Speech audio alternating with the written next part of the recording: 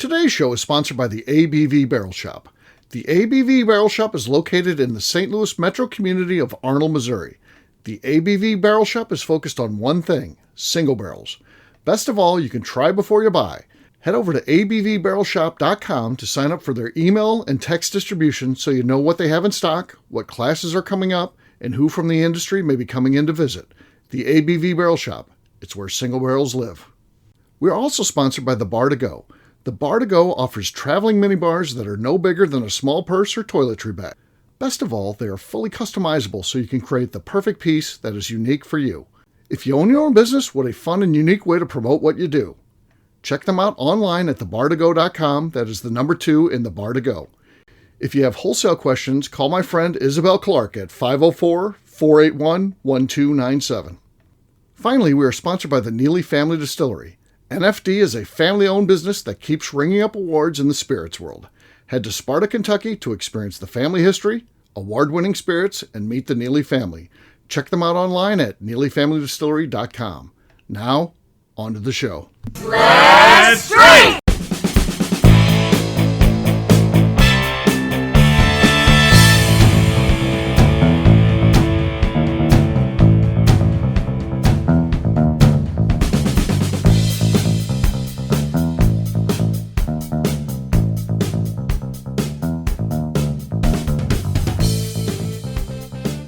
Welcome to the Bourbon Daily, the podcast about everything bourbon delivered to you every day of the week.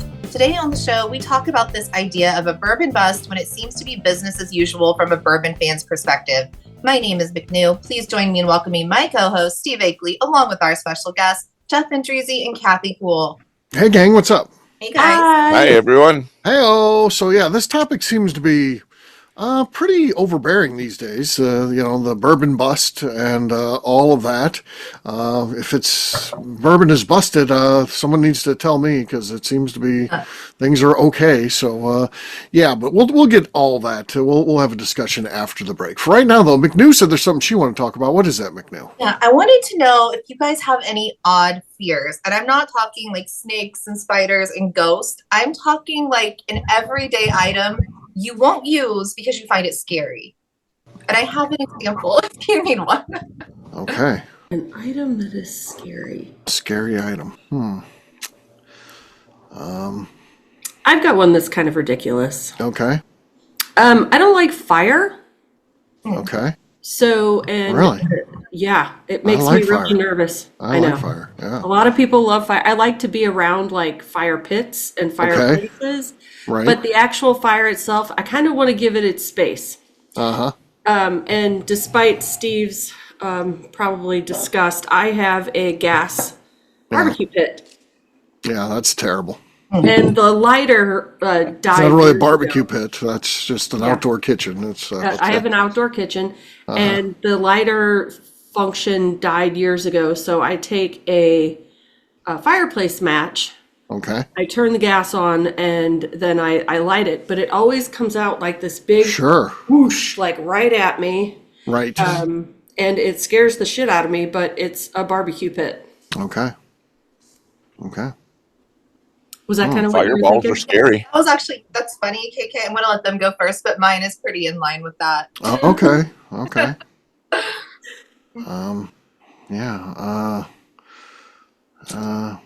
A bed. I mean, I'm always worried I'm gonna not wake up. So going to bed every night's terrifying for me. What? It doesn't happen during naps. Like I can nap during the day. I'd never be like I'm not gonna wake up from this nap. But when I go to bed every night, I just assume this is it. It's over. Seriously. Yeah. Well, this is the stress that is my life. So But that's the way to go, right? In your sleep? I guess. I always think, too, it's just going to be me somehow just suffocating. So I always have to make sure I have free breathing. I've got a good fan blowing on my face. I got a whole thing. I got to do. It's a routine. Okay. I'm That's beholden. weird. I'm beholden to my routines, if nothing else. Do they own me or do I own them? I think we know the answer to that. Yeah. That's a tough question. Sure. I don't. The times I find myself scared, and it's usually dumb. I live out in the country, and I'll be sitting out on Minnesota. the porch in Minnesota, and it's Yeah. the summer. Okay, so it's that 3 weeks in July. Right.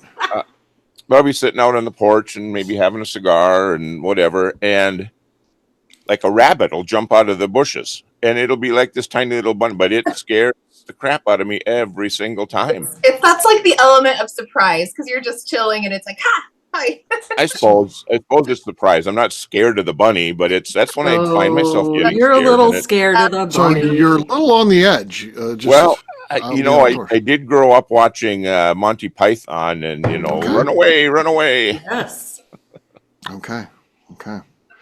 I never watched Monty Python, and I don't really get Monty Python, and I don't know why people that know you don't watch Monty Python still have to do their Monty Python bits, because they're not funny. They're not funny, and I don't have any point of reference. I Jim have used to like always do those. 7 Jim of would always them do those. He'd be sitting doing in this my like, head right oh, now it's that I want to say. he had some sort of weird clap, and he'd be like, "This is fucking hilarious." I'm like, I don't even know what this means. I don't get it. I don't understand. I don't know. It's not funny. I don't know. And he'd be like, I used to, come up behind the boss at work, and I'd be like, I never saw it once. It's not like I picked it up in pop culture. I know what you're talking about. It seems dumb to me. I got to be honest. I don't get it. I'm just a crabby old man. I mean, I won't do any more Monty Python bits. I only know. you've the never one done movie. any. You've never done any.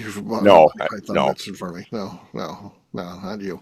I have some good angry old man story. Man, I had some good angry old man shit happen this week. We may have to get into that. Are we doing a mailing it in? We show? are. We are. Oh, I've got some good mailing it in content. Yes, yeah. I had a great sales guy come in. I'll have to tell you that story. And then I had the heart-shaped pizza incident that happened. Oh, just my tonight. God. Oh. I got to get into that whole thing too. I'm So gonna say. that's coming soon. So I don't know what making we're notes mailing it here. in for. Yeah, man, help me out. I'll forget later. I'll be like, I don't really know. I Like, got what nothing. pissed you off this week? Been a Steve? pretty normal week. Pretty normal. It's good. It's not bad. Yeah. So I got you covered. yeah. Yeah. When I handed a sales guy his ass. Yes. Not mail it in. As show. only I can. As only I can. So yeah. I'm dying to know what McNew's afraid of. Well, that's, It yeah. is gas stoves. I'm terrified of gas Oh stoves. no. I am terrified. I won't use them. So I just moved You're into the this best. and I might be dumb because I thought that electric ranges were always like flat and glass because that's what I've been used to my whole life. Right. So in this place has like coil thingies, and I Uh-huh. thought Those are old school. Yeah. those always meant it was gas. And I was like, it's fine. I'm not going to use it anyways. Like, why would I cook for myself? Sure. So Chris brought me over from storage, and I was just like, can I have the air fryer? Because I'm not going to use that. And he was like, why? What's wrong with it? I'm like, it's gas. I don't use gas stoves. He's like, no, it's fucking electric. It's just older. And I was like, no, it has the coils. It's a gas stove. And he literally had to turn it on to prove to me that it was not a gas stove. And then I was like, okay, fine. I can go buy groceries. This is good news. So I went and got a frozen pizza and I preheat it. It's fine. And the fucking thing's missing the rack in it. And I'm like, well, I can't make my pizza. So I throw it away. And then I realized I have oven mitts anyways. So I'm like, this has been a saga with this stove. So the good news is I could use it if I wanted to.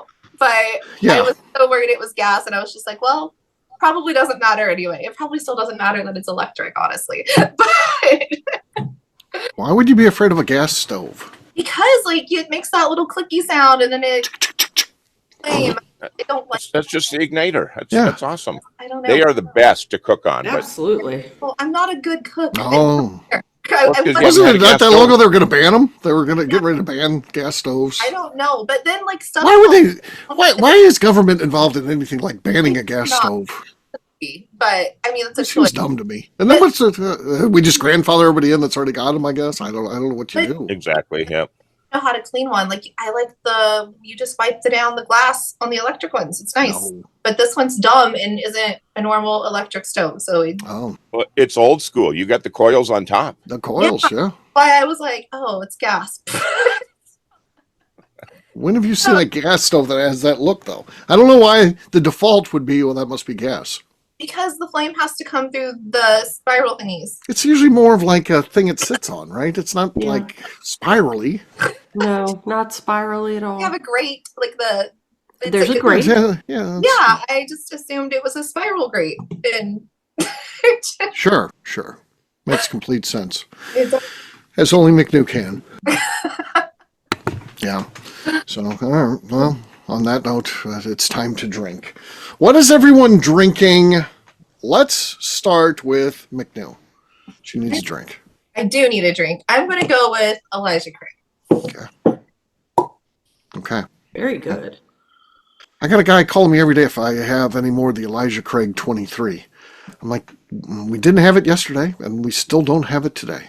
And Did you ever have it? And we're never going to have it. Never. He's like, I thought I called yesterday and you had it. No, I told you I didn't have it. Wasn't us. Well, He didn't walk in as you were pouring the last heel out. sure, and, yeah. Someone, It was like fire sale, yeah. I love people that ask that kind of stuff. I was like, I had one guy call me today and it was like, we're barrel picks only. He's like, oh, you got any Weller foolproof barrel picks? Yes, we have tons of them. Yeah, we're loaded down. God. All right, Kathy, what do you got? I am going to open up my Yellowstone 93 proof. Okay. Start low. Oh, shit. Okay, Yeah, Basie. Very low. Basie, all right. Jeff, and the new mic set up. What do you got? Well, hopefully it's working. I've got Heaven Hill grain to glass. I've got the rye whiskey. It's 123 proof. Okay. Oh, it worked. It worked. Settings are correct. Oh, okay. Good. I've got Kindred Collaboration here. Kindred Collaboration. Signed by Ethan Spaulding. All right, here we go. Solid, but not enough. Not enough. Jeff clearly got that one, no problem. So he kicks it off with a win. So cheers to Jeff. Cheers to Jeff. And cheers, everyone. Happy Friday. Happy Friday. I All don't right. know what day the show is airing, but Or Sunday. It's on a Sunday. Happy Sunday. Happy Sunday. Happy Sunday to the listeners. Friday to us. Actually, Friday, February 14th, it's Valentine's Day. So Yeah. that gives you an insight about our social lives. So there you go. We've got each other, guys. That's There right. you go. There you go. I have, guys. Yeah. We'll take a quick break, and then when we come back, we're going to be talking about this bourbon bust. What gives with that? How does it impact people like us who are just bourbon fans? We'll do that in just a few.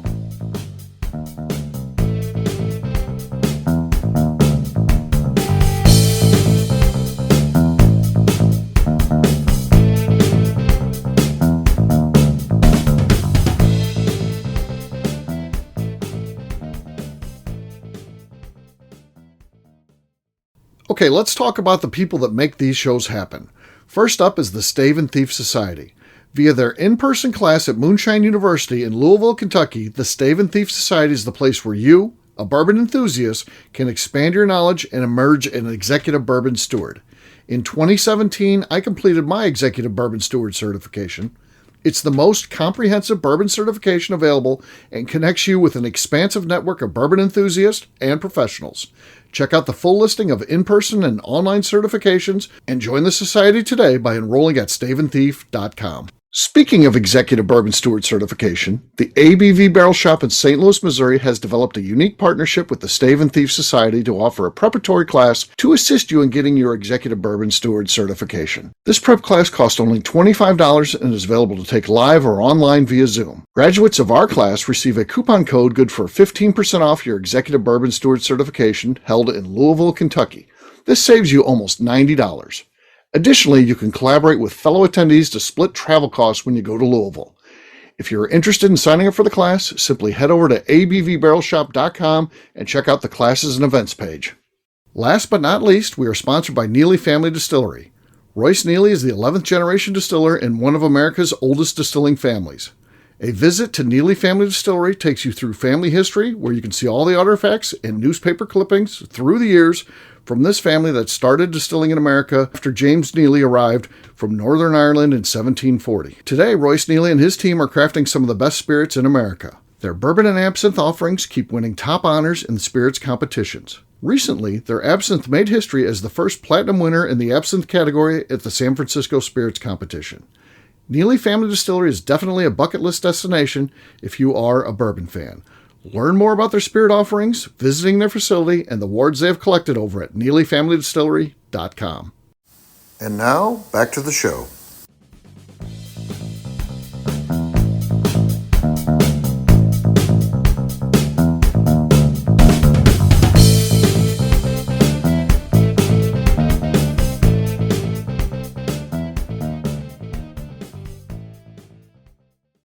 This is Katie Proof, and you're listening to the Bourbon Daily. Welcome back to the Bourbon Daily. Today we're talking about, is there a bourbon bust? Yes, we are. So we've been hearing a lot about this, and layoffs and cutbacks and job eliminations and all kinds of stuff. And just search bourbon bust, and there's plenty of scribes writing about it right now. That's for sure. Mm-hmm. And what does that mean for us as bourbon fans? Maybe just more selection. I think I don't know that. Maybe it means that the people that got in that really don't have the passion or the good stuff will get culled from the herd. Right. Yeah. Right. We talked about we needed some corrections, right? We had a lot of people, because bourbon, anybody could make money for at one point, as you're going gangbusters, everybody's getting in, and we know great distillers, and they're a lot of our friends and the people that we hang out with, but not everybody has that sort of passion, and the whiskey that they make isn't great, and it's like, is it a bad thing if those bad companies go away? No. Is it a bad thing if the true non-bourbon fans go away as well? People just want to chase stuff so they can post it on Instagram. Maybe that's okay too. I don't know. I'm thinking it's a positive, because it does get rid of the bourbon bros, the guys that are just like, oh, I want the Weller, I want this, I'm chasing that. Like, right. They're going to be out of the game so quick, and then they're going to move on to something even more obnoxious that they're going to collect and spend thousands of dollars on. It's just what those people do. It's fine. But I do think, like you said, Steve, the distillers that don't really have a passion, they're just like, oh, seems like I can make money here. Right. Those guys go away, which I think is also a good thing. Like, I see this being bad for the people that are passionate and doing it the right way. Yeah. So if any of these articles really talking about factual stuff, have sales actually dropped on bourbon? I don't think we've seen anything like that at all. No. I mean, I get it if the growth of what's produced or what's sold is slowing. I don't know if I'd ever call that a bust. It's, compare it to COVID, when everyone was building their outdoor kitchens and buying gas grills, and that industry went nuts. Right. People couldn't make them fast enough. And then some companies geared up thinking this is a permanent thing. Heck no. Everyone was selling their grills that they didn't use on Facebook Marketplace because they realized they weren't using them like they thought they would. So yeah, I'm looking for, like, what are the indicators? I've never seen an article yet that really talked about it. There's speculation. Yeah. Makes for good, makes for a good show. Kick this off was like Brown Foreman, like laying people off, like that was big. Closing brick houses. Like, it's just corporate restructuring. It happens in every industry, and every industry is still going. Like, I mean, it happens like in airplanes and cars, and we're still flying and buying cars. So I don't think bourbon's going anywhere just because one company restructured in a major way. Yeah. What's it going to do to the shelves, though? Like, are we going to have more of the things that people chase available because there's more of it out there? What is it going to do to the liquor store shelves, do you think? I think here's, and all I can do is guess, no insight at all. I think that we saw the Eagle Rare 12 being approved through the TTB. I think it's going to be more stuff like that, more extensions where they're like, look at this. They're basically repackaging the same whiskey, just doing a little bit of older age statement, put a little bit different proof, and be like, here's a brand new item. So you get the people that buy the Eagle Rare 10, then they're going to buy the 12. I think it's going to be line extensions, because I don't think that they want to lower the price of stuff. I don't think they want to be like, okay, well, this is great. We got a glut now. Let's get everybody caught up on Blanton's. They don't actually want you to be caught up on Blanton's. Right. They want you to be thinking, oh, this is in short supply. I can't get it. When I see it, I got to buy it. So I think we're just going to see new stuff. So again, as a bourbon fan, a bunch of new stuff. Am I offended by that? No. Hell, bring it on. Let's see what you can come up with. Get creative. You've got a bunch of whiskey. I think. Go ahead. Jeff.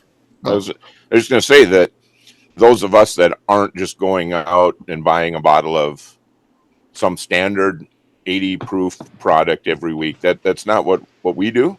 Right. So small variety, small craft. We love that kind of opportunity, and I think it is. You could consider some of this stuff craft. That's what you just said. Maybe it was a 10-year product. Now they've got some product available. Mm-hmm. Let's let it sit a couple of years. Let's do something with it. As long as it is good, that's awesome. I'm loving that. Right. Opportunities for us to get new cool stuff. If something sits 15 years and it all of a sudden doesn't taste as good, they'll find something to do with it. But they will. Yeah. There'll be more blends Amberana or finish. whatever it might be. There you go, Amberana finish. That's going to be the solution to everything down the road. So because that'll mask anything. Amberana. Yeah. Well, the only thing more would be like paint thinner finish. I think would be the only thing that could outdo Amberana. So I'm just not an Amberana person. I'm sorry. Never. There was never one, or did you just get your fill too quickly? Filled too quickly. I mean, at first, I thought, oh, this is kind of interesting, but then. And what happens was once there's some success with it, then people just keep doing more of it. Well, here's 2 times Amberana. Right. Oh, right. You like 2 times Amberana? Here's 4 times Amberana. Forget 4 times. Here's 26 times Amberana. And it's like, oh my God, it's horrible. And then I just don't like Amberana. And then I'm tired of hearing about it. I don't want Amberana. Then you go straight into old man. Well, exactly. So like you just didn't drink it for 3 months. Like, you can get tired of like fast food or certain food and you're like, oh God, I can't eat McDonald's anymore. And then 6 months later, you're like, that's going to hit the spot. Like I don't know the time I need off because I haven't found that time yet. So I've been laying off, and then every once in a while someone will slip one in. They like, this is just it's kissed by Amberana. And I'm like, that is one French deep kiss. That is fucking disgusting. I don't like Amberana. I'm done with it. I do not like it. Steve's passion for hating that has got me not even buying any Amberana anymore. Yeah. Steve is single-handedly taking down the Amberana finish. Absolutely. So, we got to stop it. We have to stop it now because it's getting out of control. Like, you're like the French. You can go steal everybody's bottle. Just couldn't stop it from coming, but how? Yeah. Well, Amberana. What else do we think might happen out of this? I was going to say, I think who may be in trouble here are the source brands that have a higher price because their business model is going to get ready to be upside down. I don't know that they're going to know what to do because I do hear that because there's getting ready to be, there's a glut on the market of barrels of bourbon, that prices are falling out of it. So like a two-year-old, Kentucky bourbon that was going for $3,000 a few years ago for a barrel now goes for $700. Well, what do you do when you're like, you have a $250 bottle and there's plenty of those, source brands that are $250 or $200 or $150. What do you do with that then? Do you lower your price? Is your whole model upside down? So I think that they may struggle, especially if they think they can continue to do what they're doing, because I think at some point there's going to be a whole new class of source brands coming up that are going to be able to buy this cheaper whiskey at older ages, and they're going to start coming out with stuff, and it'll probably be cheaper priced. And I think long-term for those source brands, I think the higher priced ones are in trouble, I would think. I think you're right, because those other ones are likely going to taste really good. Mm-hmm. We'll find them. That there's creative people. They're going to do some great things. Yeah. And Yeah. So, that could be an impact that we see. I don't. We'll see how that plays out. But other than that, like I said, I think there's going to just be more diversity in the portfolios of our brands because I just don't think they want to pump in numbers to things that are tough to get because I think they've found that that's a good place to be. So I think it's just more new items. There'll be more different types of Colonel E.H. Taylor coming up. There's Colonel Taylors we never even thought of yet. But yeah, it'll be that sort of thing that we see in the future here, I would guess. But it'll be interesting to watch play out because you know what? We're bourbon fans. We're sticking with this thing. We're not going anywhere. So yeah, we're still going to be drinking this stuff. So yeah. So when was the last whiskey crash, Steve? Oh, so I mean, you look at beginning in the early 70s, like 73, 74, 75, all the way through 1995-ish. So 25 years of and then the slow build back starts in the 90s, later 90s, and then crescendos. So what maybe. If you look back on that, what was driving that? What did people switch to? Clear spirits and stuff like that. So they got away from, drinking your parents' stuff. So I do think it is tied into the rebellious, baby boomers that didn't want to drink what their parents drank, so they wanted to do something else. So they were into James Bond, shaken not stirred cocktails and stuff like that. And that kind of did it in for a while for sure. So certainly that can happen again. With my kids aren't drinking whiskey. They're moving to different kinds of beers. They might be hitting the gins. That's a tiny sample, right? That's two daughters, but right. Yeah. I think there's generational changes that can happen. I think like it happens every 30 years or so because like in the 90s everybody was drinking like apple martinis and stuff, right? Like whiskey wasn't doing a lot. Yeah. It didn't seem to be in the 60s because everybody was like, hey, here's a decanter because they're drinking like gin martinis and shit. So like I think it kind of is a cycle. It is a cycle. And so we'll see what happens. And I do think that there's something there. And there's many things, and we talked about this on other shows and stuff like that the millennials seem to gravitate towards bourbon right away. They jumped in. This next generation behind them doesn't seem like they're bourbon fans. Doesn't seem like they really drink actually. And if they do anything, they like the weed, and of course our own government is attacking, alcohol right now, right? I mean, so Yeah. I that's not good. So hopefully that goes away. And but yeah, we'll see how that plays out. But yeah, so there's some challenges for sure. So, but yeah, but as just bourbon fans, I don't think it's a terrible spot to be in. I think that we love the stuff. We'll just continue to stick with it, and we'll still support the industry. So. And I'm trying to bring others along with us too. That's all we can do. So there you go. Well, we'll wrap this one up as we always do by talking about where people can find us. Jeff, we'll start with you. Where can people find you? I'm on Facebook, Instagram, and the Cigar Dojo. Jeff Andreezy, 2 I's and 2 Z's. Oh, there was a fight yesterday you missed because we recorded last night as well.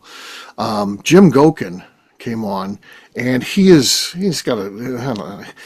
he has big hands or something, so his name on Instagram is Jimmy Big Hands, but it's like with 2 S's and 2 D's or something. And he said his name like that, and someone asked him why he did that, and he's like, well, Jeff Andrizzi, he does and Rebecca Sue was on the show. She was the host. And she fucking lit into him. She's like, that's my thing. Jeff copied that off of me. That's my thing, not Jeff's thing. And Gokin was like, well, I do shows with Jim. And she's like, you do shows with me. This is where you heard it from. Oh, it's great. Nice. He set that's her off. awesome. He set her off. So yeah. So. Oh gosh, I better be careful around her. She hasn't given me any crap about it yet. Yeah. It's probably coming. Yeah. I think she knows you're doing it respectfully. I think so am. too. I think that it was done as a tribute, whereas his was a tribute to you, which that did not sit well with her. She was the original and she got no credit. Right. So Oh man. That's painful. That's painful for him, I can tell you. Oh yeah. It's always good because you gotta love it. It's Becca and 4 guys. And when she targets someone, it's great. The other ones just sit back and just yeah. fucking enjoy the show. Just enjoy it because, and as they try to defend themselves, it's just getting worse. It's a great show. So yeah, fun stuff. Good deal. All right, KK, how about you? You can find me on Instagram at KKCastStrength. All right, McNew. I'm on Instagram at McNew ABV.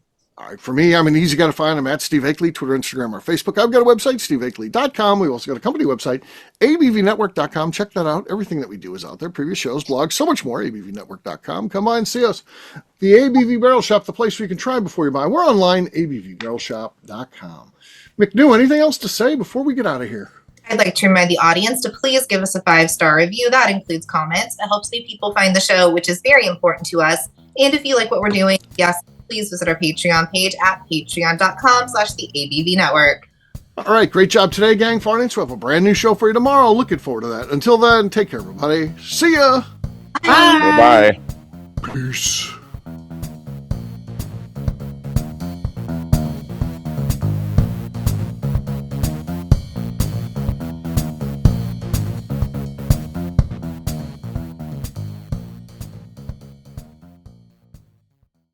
Before we let you go, let's talk about one last thing. The ABV Barrel Shop in the St. Louis community of Arnold, Missouri. The ABV Barrel Shop is focused on a couple of things. First of all, single barrels. We are the place where single barrels live. We go to distilleries, taste through the whiskey, select the best barrel, and have it shipped to our store where we present it to you, our customers, by allowing you to try before you buy. We're also known for the classes that we have in our education center in the store, as well as the events we have with industry professionals from the bourbon business. If you're in the St. Louis area, please come by and visit us at 6 Fox Valley Center in Arnold, Missouri. Or at a minimum, at least sign up for our email and text distribution so you know exactly what's going on in our shop over at abvbarrelshop.com. This is Steve Akeley, owner of the ABV Network, signing off. We thank you for listening to our programming and truly appreciate your support. The Bourbon Daily is part of the ABV Network. For more information or to become a sponsor, please visit abvnetwork.com. Thanks for listening and cheers. This has been a Steve Akeley production.